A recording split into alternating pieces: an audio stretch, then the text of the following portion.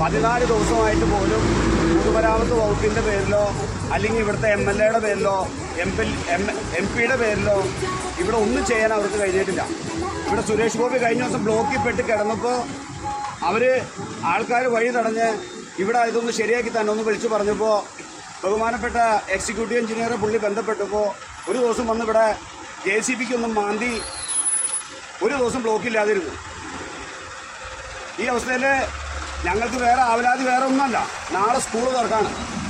ഇതിക്കടെ 5-6 സ്കൂളിലെ കുട്ടികൾ ഈ പാലത്തിക്കടെ തെക്കും വടക്കും പോയിക്കൊണ്ടിരിക്കുക. അവരെല്ലാവരും സമയത്തിന് സ്കൂളിൽ ചെല്ലണമെങ്കിൽ സർക്കാരിൻ്റെ ഭാഗത്തുനിന്നോ അല്ലെങ്കിൽ MLAയുടെയോ MP യുടെ ഭാഗത്തുനിന്നോ കനിവുണ്ടാകണം. 14 ദിവസമായിട്ട് ഈ ബ്ലോക്കിൽ കിടന്ന് നരയിക്കുന്ന ഓട്ടോറിക്ഷ തൊഴിലാളികൾ, ബസ് തൊഴിലാളികൾ, അതിലേറെ ആംബുലൻസുകൾ പോയിട്ട് എത്ര എണ്ണം ഇവിടുന്ന് മടങ്ങി LFലേക്ക് പോകേണ്ട ആംബുലൻസ് തിരിച്ച് രാജഗിരി പോയിട്ടുണ്ടെന്നുള്ള കഥ വരെ നിങ്ങൾക്കറിയില്ല. സർക്കാർ ഇത് കണ്ടിട്ടില്ല. അപ്പോൾ മന്ത്രിമാർ പോകുമ്പോൾ മാത്രം കറക്റ്റ് സമയത്ത് അവരവിടെ ചെല്ലും. അപ്പോൾ ഞങ്ങളിനി എന്താ ചെയ്യേണ്ടത്? ഞങ്ങളുടെ കുട്ടികളെ തെരുവിലിറക്കണം. ഇതാണോ നിങ്ങൾ ഉദ്ദേശിക്കുന്നത്? സർക്കാരിൻ്റെ ഭാഗത്തുനിന്നും ഈ MLA ഇവിടേക്ക് തിരിഞ്ഞു നോക്കാറില്ല. ഈ ഭാഗത്തൊരു കല്യാണത്തിന് ഇവിടെ MLA വന്നിട്ട് മാസങ്ങളായി എന്ന് വേണമെങ്കിൽ പറയാം. ഈ ബ്ലോക്കിനെ പേടിച്ച് ഇവരാരും വരില്ല, ജനപ്രതിനിധികൾ ഈ ഭാഗത്തേക്ക് തിരിഞ്ഞു നോക്കുന്നില്ല. അപ്പം ഞങ്ങളിനി ഇത് എന്താ ചെയ്യേണ്ടത്? ഈ കുട്ടികൾ നാളെ സ്കൂളിലെ സമയത്തിന് എത്തില്ല.